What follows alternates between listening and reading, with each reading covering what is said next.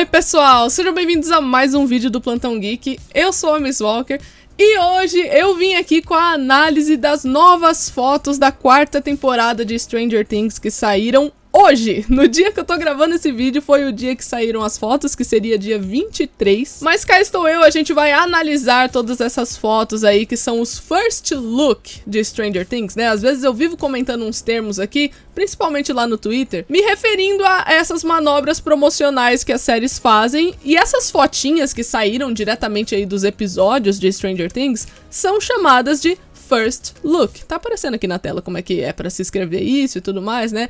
Os English tem que estar em dia pra falar os first look. But the second time I have control the match.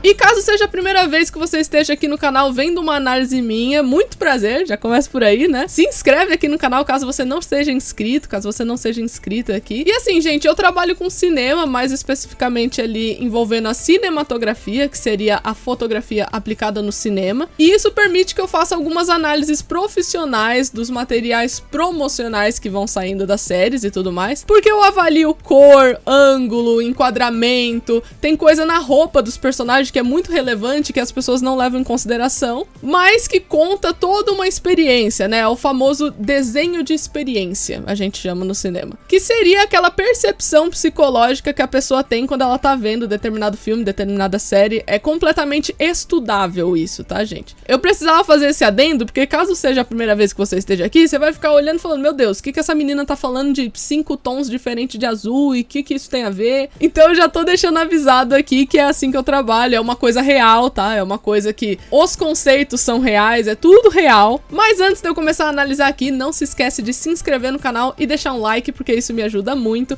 Compartilha esse vídeo pra todo mundo que você conhece que gosta de Stranger Things, gosta de filmes, gosta de séries e esse tipo de coisa.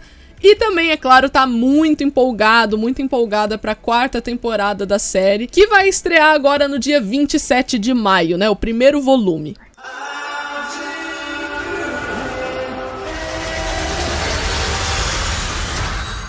A primeira coisa que eu tenho a dizer aqui é que pra mim, né, na minha interpretação aqui, essas fotos correspondem tanto do volume 1, que vai sair dia 27 de maio, como eu falei, quanto do volume 2, que vai sair só lá em julho, se eu não me engano é dia 1º de julho. Então eu vi uma galera comentando, será que essas fotos são só da primeira parte, é da segunda, como é que é? Eu acredito que seja de tudo, tá, gente? Tanto da primeira quanto da segunda parte. E vamos começar de uma vez essa análise aí, eu vou começar mostrando as fotos dos núcleos que essas imagens representam, né?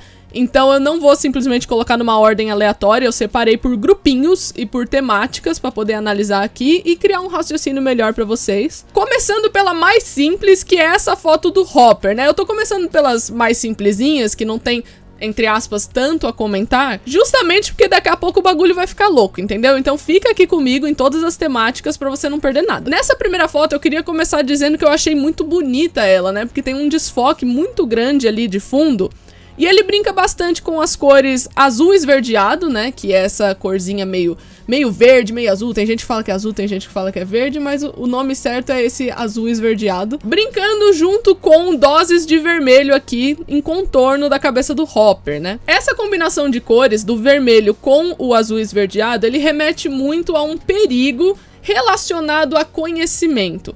Porque essa cor meio verdinha aqui, que inclusive eu falei bastante dessa cor na análise dos pôsteres, que vai estar aparecendo aqui no card para vocês darem uma olhada. Tem muito uso dessa cor e vocês vão continuar vendo essa cor aqui na análise de hoje também. Essa corzinha é relacionada a conhecimento, ao racional, basicamente. Só que por ter pigmentos de azul no meio desse esverdeado aí, ele remete a um conhecimento com origem triste, é uma coisa meio triste, uma situação triste, o que combina com a situação do Hopper nesse momento, né? Ele tá isolado, ele tá na Rússia, adquirindo todo esse conhecimento, né, de muitas coisas relacionadas talvez à Guerra Fria, o lado do inimigo, né, eu quero dizer. Mas todo esse conhecimento, ao mesmo tempo, aumenta a dose de perigo que ele se encontra, né? Quanto mais ele sabe, mais perigoso vai ser a situação pra ele, basicamente.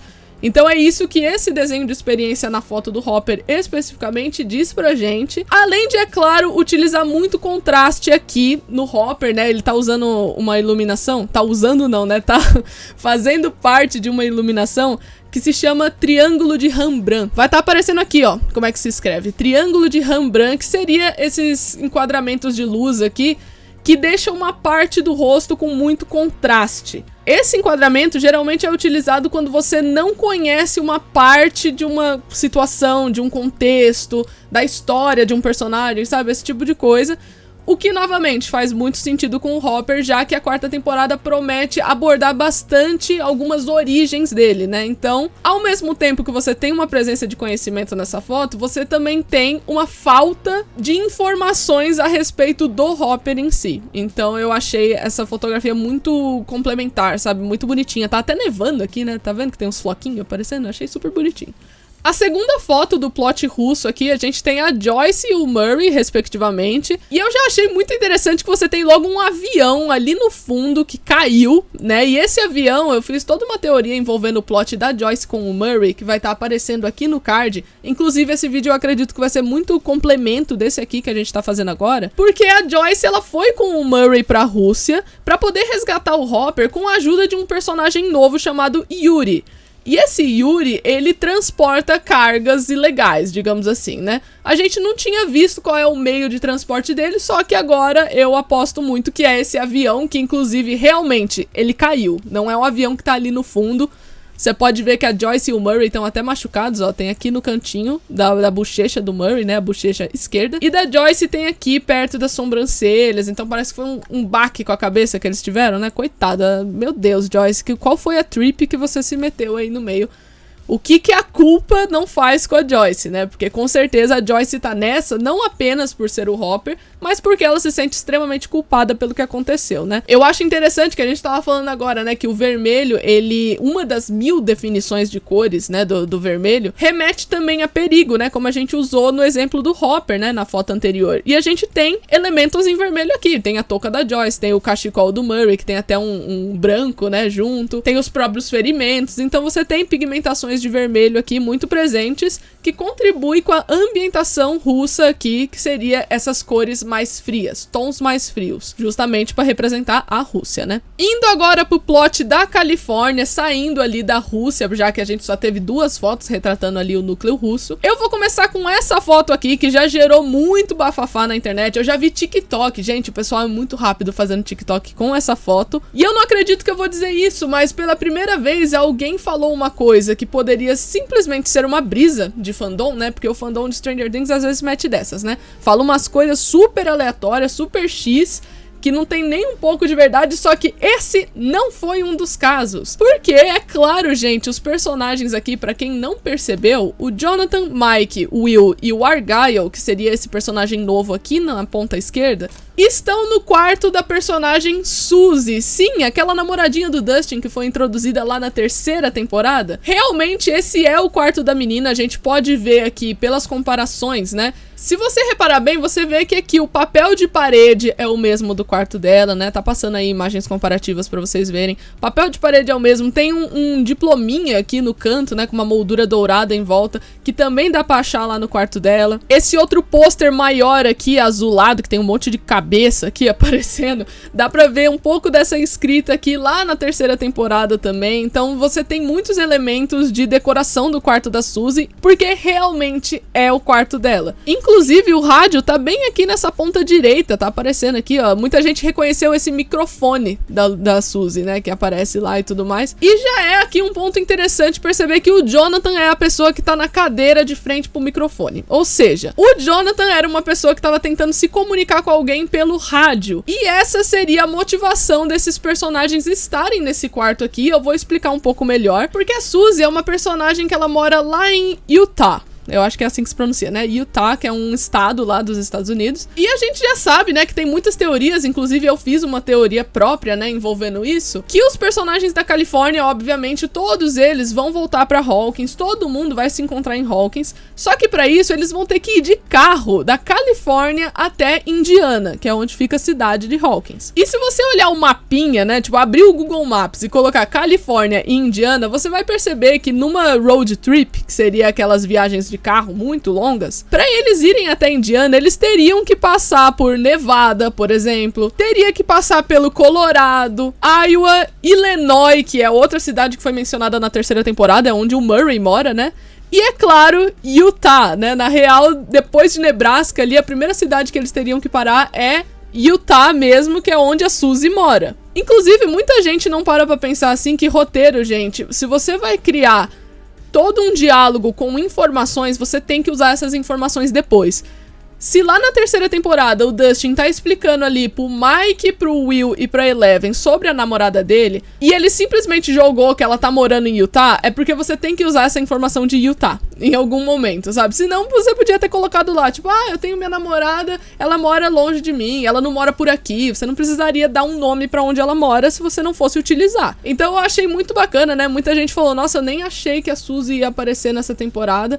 E isso é uma coisa que eu tô martelando há uns 2 anos aqui no Plantão Geek, que a Suzy e a Kali são 2 personagens que elas foram mencionadas e você precisa trazer de volta, porque senão vira o famoso erro de Chekhov. É um tipo de erro de roteiro que você tem em cinema, que fala sobre coisas que você menciona e não usa depois. Então assim, a Kali, ela não terminou morta, ela tá viva por aí e você não deu nenhum desfecho pra ela. Você vai ter que usar ela em algum momento, senão vai ser um furo. A Suzy é a mesma coisa, ela deu uma informação muito importante na terceira temporada. Se você simplesmente descartasse ela, seria novamente um erro de Chekhov. Então não me surpreendeu ver aqui, né, tão abertamente que a Suzy ia estar de volta na 4ª temporada. Inclusive, agora a gente vai começar a análise um pouco mais aprofundada. E a gente vai aqui tentar descobrir o porquê que isso aconteceu, né? Por que eles estão aqui. Um começo de informação que eu já informei aqui. Informação que eu já informei é ótimo, né? É que o Jonathan é a pessoa que tá tentando se comunicar aqui. Então, eu imagino facilmente que nesse caminho de volta, eles estão tentando se comunicar com Hawkins, né? Com a Nancy, com o pessoal lá, pra tentar avisar de alguma coisa, de repente, que eles descobriram, e eles precisam, né, o pessoal lá de Hawkins, precisa ser avisado. Inclusive, devido à paleta de cores que a gente tá vendo aqui, eu acredito que essa ideia de, olha, vamos parar na casa da Suzy e ver se ela consegue ajudar, deve ter sido do Mike, que é a pessoa que tá mais em primeiro plano aqui. Ele tá usando uma paleta com aquele azul esverdeado, que é aquele conhecimento a partir de algo triste. Como a gente pode ver, a Eleven não está na cena aqui, né? Então eu já sei da onde tá vindo essa tristeza do Mike, provavelmente. Você tem também aqui alguns detalhes em cinza do personagem do Mike, né? Ele tem aqui só alguns acessórios e a parte de baixo aqui da camiseta cinza. E junto dessa mistura, o cinza representa também resistência, né? Ou seja, nesse contexto aqui, como envolve um racional e resistência, remete nada mais nada menos como cabeça dura. Então talvez a Suzy não queira ajudar no começo, e aí tá todo mundo, né, olhando, pedindo pra ela ajudar. O Mike deve ser o cabeça dura ali, que talvez deve estar sendo até grosso com a menina, ou qualquer coisa assim, meio impaciente, né? E eu vou começar agora a falar da paleta dos outros personagens, antes de pegar o contexto geral, começando aqui pelo Jonathan, já que a gente falou que o Mike seria um personagem mais incisivo nessa cena, né, que ele precisa muito de ajuda, ele tá muito resistente ali, aparentemente. O Jonathan, ele tá usando uma paleta azul com cereja, né, quase, é um cereja muito sutil aqui na cor da roupa dele, né? E essa combinação remete à ternura, basicamente, né? Então dá até pra ver aqui que o olhar do Jonathan tá mais tranquilo, né, do que o dos outros. Os outros estão mais ou julgando, ou indiferente, ou curioso, ou qualquer coisa assim. O Jonathan tá mais com um olhar super calmo. Então ele deve ser a pessoa que deve estar tentando convencer mais a Suzy, tentando ser mais delicado com ela. Indo agora aqui pro personagem novo, né, que é o Argyle, que parece literalmente ter saído de Crepúsculo, né? Certeza que o Argyle é um dos personagens ali da família Black do Crepúsculo, né? Irmão do Jacob. A paleta do Argyle tá correspondendo aqui a branco, azul claro, amarelo e vermelho, assim, são as cores que estão mais fortes na paletinha dele. A cor amarela, geralmente, uma das definições que a gente tem, né? E eu sempre fico reforçando esse negócio de uma das definições, porque não adianta você catar a cor e jogar lá no Google e achar que você tá analisando um negócio que você não vai estar fazendo isso, tá bom? Então, assim, o amarelo, com algumas combinações e esse tipo de coisa, nesse caso aqui, ele pode remeter muito à solução, o que eu acho que faz sentido com o contexto, já que a van de pizza lá, né, a Surfer Boys Pizza, que vai estar aparecendo aqui na tela pra vocês verem, ela é do Argyle, então se ela tá servindo como uma espécie de transporte pra todo mundo, né, ela está sendo uma solução, então faz pleno sentido que tenha amarelo na paleta do Argyle por conta disso. O resto da paleta dele remete muito à descontração, né, uma pessoa que tá mais de boa, tá mais relax e tudo mais, só que você tem pigmentos de vermelho, ou seja, pode ser perigoso pra ele ser tão relaxado assim, ele ser tão descontraído, tão off da situação, sabe, mais tranquilo. Talvez isso seja um pouco assim, demais pra ele, né, eu diria. Só que ao mesmo tempo, quando você mistura esse azul com esse amarelo, também traz uma coisa de confiança. Você pode confiar nesse personagem aqui, pelo que parece na paleta, tá, gente? Pelo amor de Deus. Indo agora aqui pro Will, o Will ele usa muito tons sépia, basicamente. Amarelo, marrom e cinza, que são cores neutras. Então, assim, o Will, eu diria que ele é o menos importante dessa cena específica. Ele é a pessoa que está neutra. Porém, esse padrão da camiseta dele aqui, que geralmente é utilizado em flanelinha, né? Você vê como tem várias linhas se entrosando, assim, no meio do negócio. Isso aqui remete muito a conflito, a tipos de conflito interno que o personagem pode ter. Então, talvez, o fato do Will estar neutro nessa cena possa causar um tipo de conflito nele depois, ou durante, ou qualquer coisa assim. A neutralidade do Will, o fato dele ficar mais... ok, não vou me posicionar muito sobre essas coisas, pode causar um tipo de conflito pra ele, pode causar um tipo de intriga.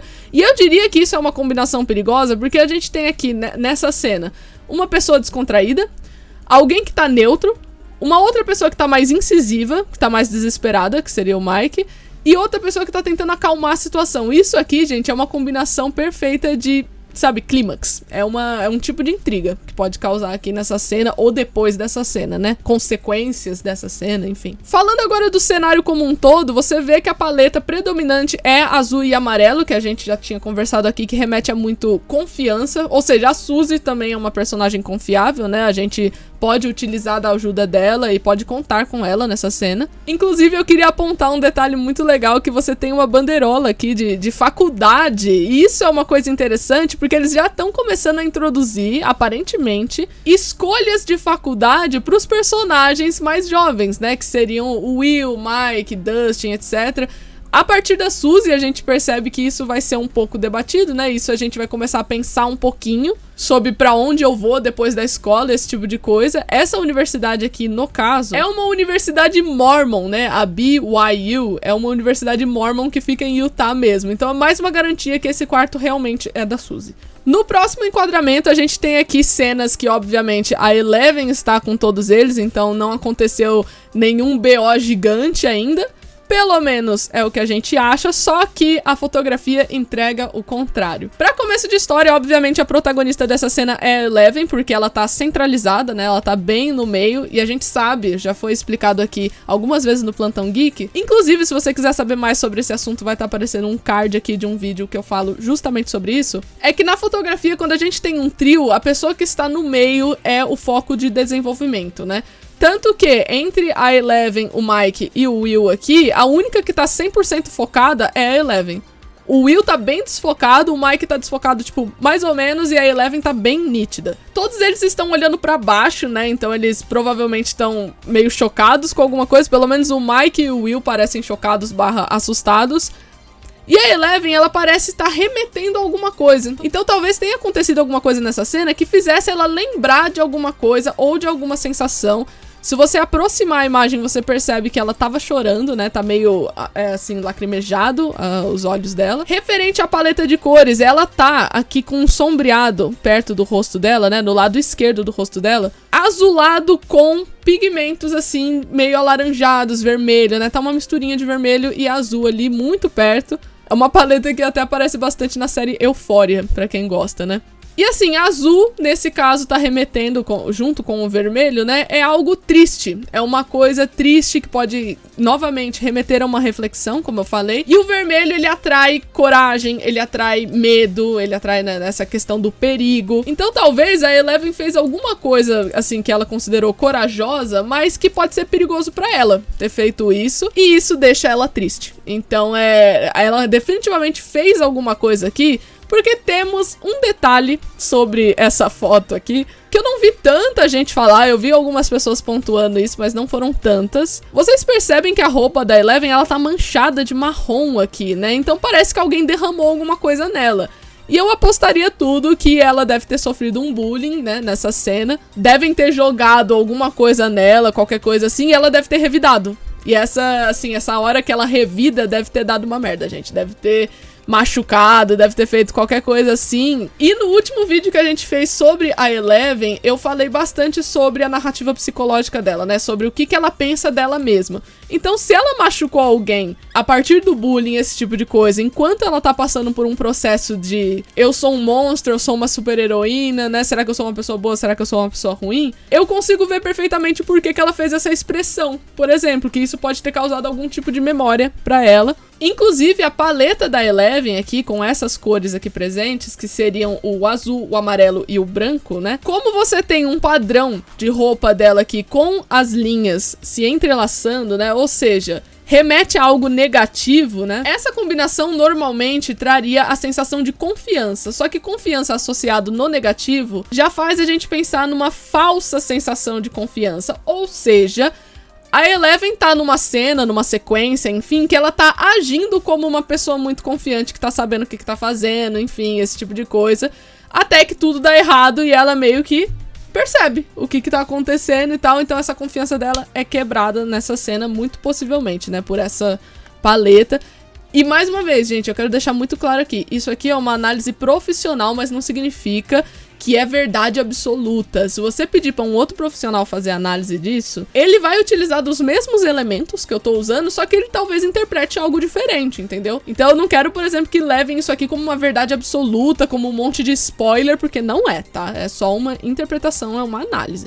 O Mike tá usando uma camiseta amarela, né? O amarelo a gente consegue ver, só que aqui por dentro, né, essa roupa que tá por dentro dele, é um azul próximo do roxo. Novamente, nessa foto não dá pra ver direito, mas a gente vai ver uma outra foto logo em seguida dessa que vocês vão conseguir ver. Essa combinação amarelo, azul e roxo remete a um tipo de confiança, né, que o Mike tá tendo na cena também. Só que o roxo, ele traz doses de fantasia. Ou seja, é uma confiança falsa também. Só que não é no sentido de falso dele estar se portando confiante de forma falsa. É sentido de falso no contexto, o que faz pleno sentido, porque se você lembrar bem, a Eleven, ela mentiu sobre a vida dela na Califórnia pro Mike, né? Então pro Mike é como se fosse assim, a minha namorada, ela tá super bem lá onde ela tá morando, ela tem os amigos dela, ela tem a escola dela, então ele fica tranquilo em saber que ela está tranquila. Só que essa tranquilidade, essa confiança que ele acaba ganhando, na verdade é mentira, porque ela mentiu, entendeu? Então é uma confiança fantasiosa, não por conta dele, né, dele em si, do personagem Mike, mas é por conta da situação que a Eleven proporcionou ali no momento. Eu acho bem bonitinho o fato do Will tá usando um azul Oxford, né, que é o nome desse tom de azul, que é um azul bem escuro ali e tal, que tem umas doses de branco, porque essa combinação remete à segurança. Então ele tá ali pra, tipo, se assegurar da Eleven ficar bem também, assegurar que o Mike fique bem também, assegurar que todo mundo fique bem naquela cena, né? Ele preza pela segurança, melhor dizendo. E é interessante reparar também como o azul e o amarelo estão muito presentes nessas paletas da Season 4, né, gente? Até as luzes são azul e amarelo atrás deles. Que é essa sensação de confiança / confiança sendo quebrada que a gente tá alimentando aqui nessa cena, né? Então é por isso que ele fica intercalando. Uma hora é o azul aqui, outra hora o azul tá do outro lado, o amarelo fica aqui em cima, o amarelo fica ali embaixo. Então é uma mistura, mas com certeza o sentimento predominante dessa cena é sobre confiança, é sobre defender a sua confiança, é sobre ter uma falsa confiança, é sobre atacar a confiança de alguém, sabe? Definitivamente essa é uma temática, né, que vai girar em torno ali dessa cena, que vai ter muito a ver com a mentira que a Eleven tá contando durante todo esse tempo na Califórnia, né? Na cena seguinte, né, que agora sim a gente consegue ver, por exemplo, a cor da camiseta do Mike por dentro, né, como eu falei que daria, eu acredito que essa cena seja depois daquilo que a gente acabou de ver. Inclusive, me dizem se eu estou sendo doida, mas eu acredito que um dos olhos da Eleven, aqui, o olho direito dela, né, no caso, a nossa esquerda, o olho direito dela, tem uma mancha aqui, meio preta, né? Então, gente, eu acho que a Eleven tomou um murro, sabe? Eu acho que o bullying aqui foi intenso. Deve ter uma cena de bullying muito tensa na 4ª temporada. E que ela vai revidar, e eu acho que vai fazer aquelas rodinhas, sabe? Que não vai deixar a galera que tá com ela chegar perto. E nessa foto a gente consegue ver bem melhor o milkshake, né? Provavelmente, eu consigo imaginar só um milkshake aqui, gente. Que é aqueles milkshake de chocolate ainda, que derrubaram na roupa dela. Eu não vou mencionar novamente a roupa dos personagens, né, porque é a mesma, eu só vou comentar aqui do Jonathan especificamente, porque o Argyle, que tá ali atrás, eu não consigo ver completamente a roupa dele, então eu não consigo determinar as cores.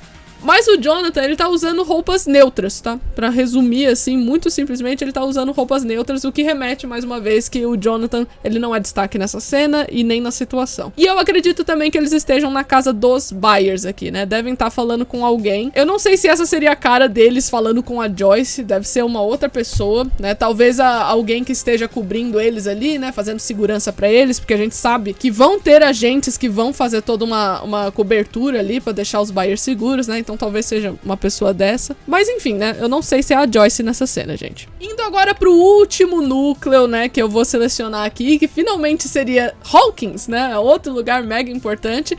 Eu vou começar com essa foto que revelou pra gente mais um dos novos personagens. Esse daqui é o Ed, é o personagem ali que ele vai ser líder do Hellfire Club, que seria um grupo na escola que é focado ali em jogar D&D e tudo mais.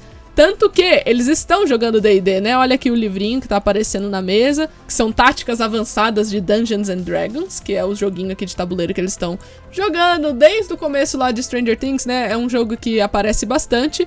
E o Ed, nesse caso, ele é o Dungeon Master, né? Ou seja, é ele que faz a campanha de D&D pros caras e tudo mais. E a gente sabe que o Mike e o Dustin são membros do Hellfire Club.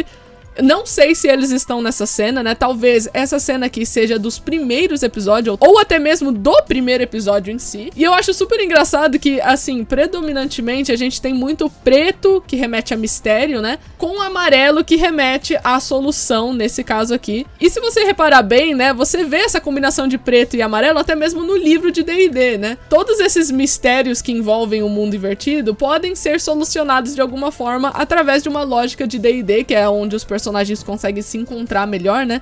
Eles acham lógica utilizando elementos familiares deles, que seria o D&D.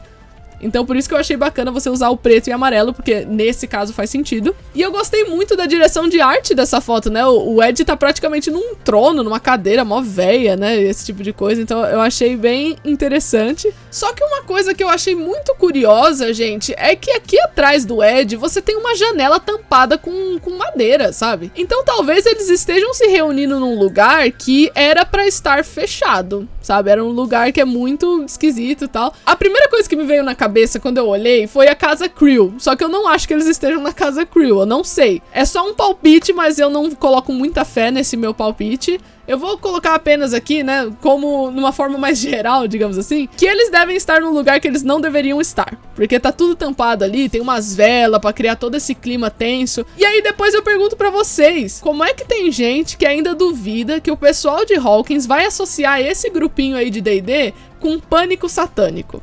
Né, que é um vídeo que também tem aqui no Plantão Geek, vai estar aparecendo aqui no card pra vocês darem uma olhada. Então assim, a galera vai estar toda suspeita, né, sendo que na real eles só estão jogando um tabuleirinho ali, tão de boa. Só que o pessoal vai estar vendo um grupo de gente com uma camiseta de demônio, indo pra um lugar que não era pra estar, falando uns termos tudo difícil, jogando uns dados, sabe? Vai parecer um bagulho meio complicado pra todo mundo. Mas tirando isso, não tem muita informação essa foto aqui, né, eu diria.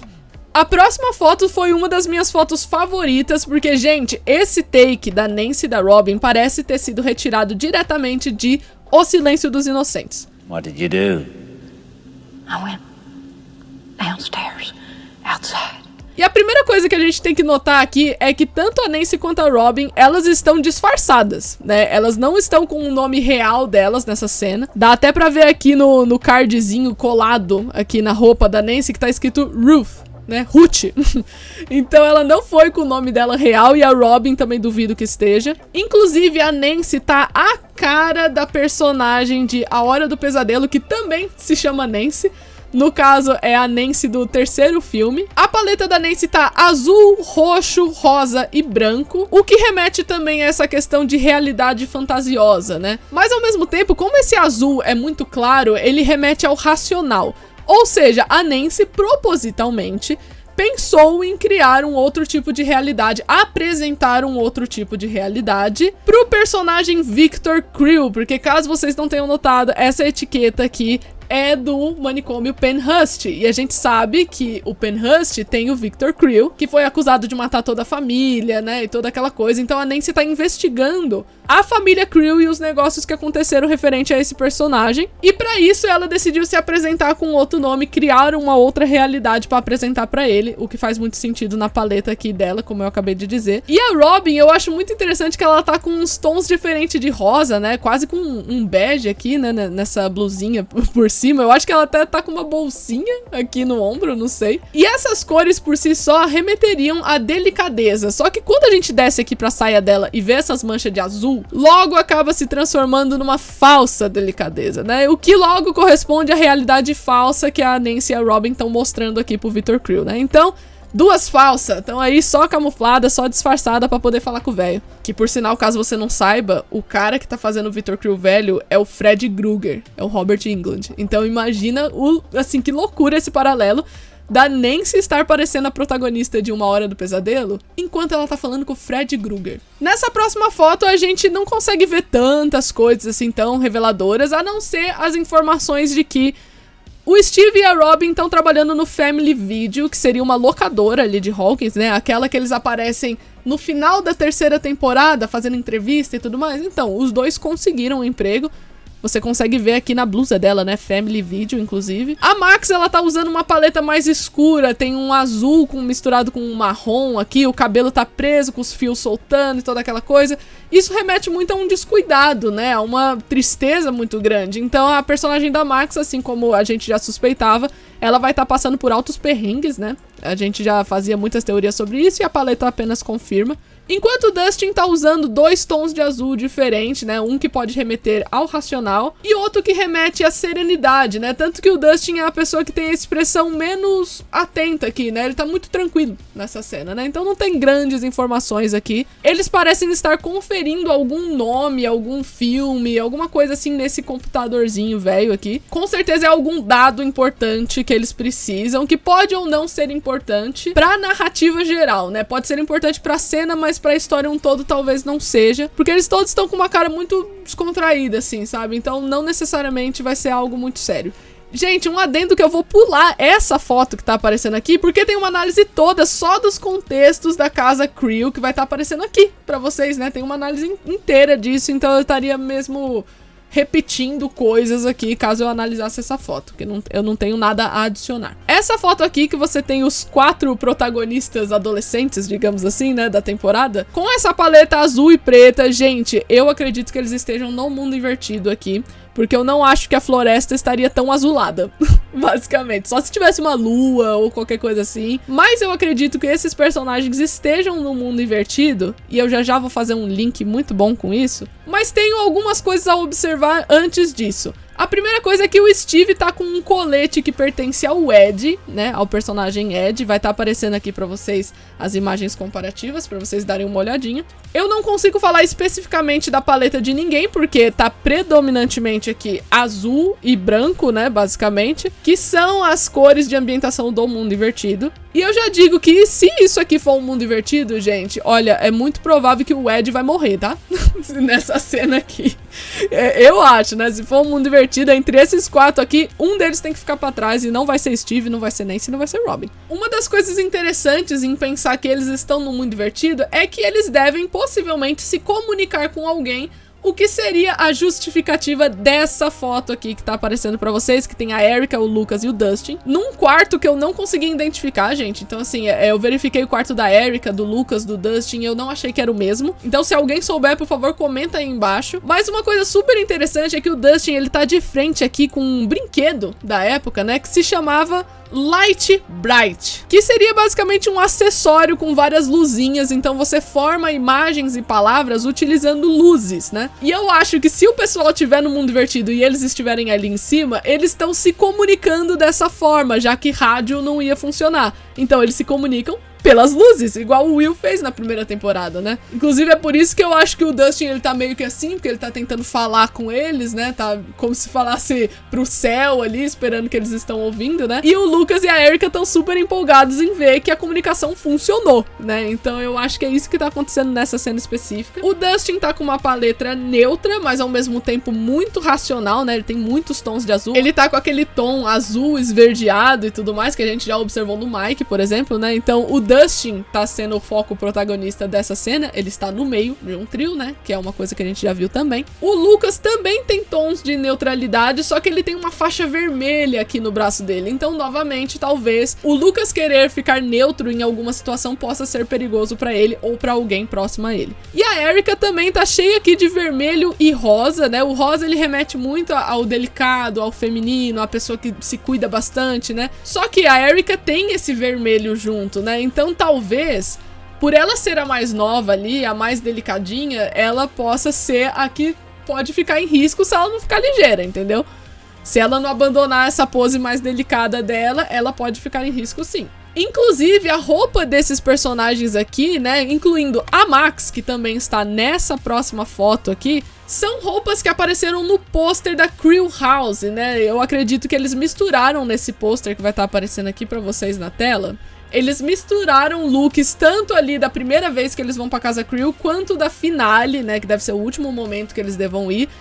E você vê que alguns dos personagens estão com esse look da Casa Creel, né? A Max, a Erika, o Lucas. E eu acho curiosa essa cena aqui que tá todo mundo olhando pra cima, né? Que parece que o Dustin, ele tá cutucando alguma coisa. E tá todo mundo em cima da cama. Isso me deu muita aflição, porque tá todo mundo de tênis em cima de uma cama. E aí eu tô, meu Deus, o que vocês estão tentando caçar no teto, né? Pelo amor de Deus. Mas enfim, muita gente não tinha percebido que a Max também estava nessa cena, né? Então, aparentemente, esse momento aqui anterior, que tá os três só, pode ser que eles descobriram que isso dava certo e resolveram chamar a Max, né? Tipo, olha, deu certo o que a gente quis fazer aqui, vem pra cá. Mas então seria isso, gente. Foram mais de 10 fotos, eu acredito que foram 12 fotos analisadas, né? Vocês sabem que as análises são grandes aqui no Plantão Geek.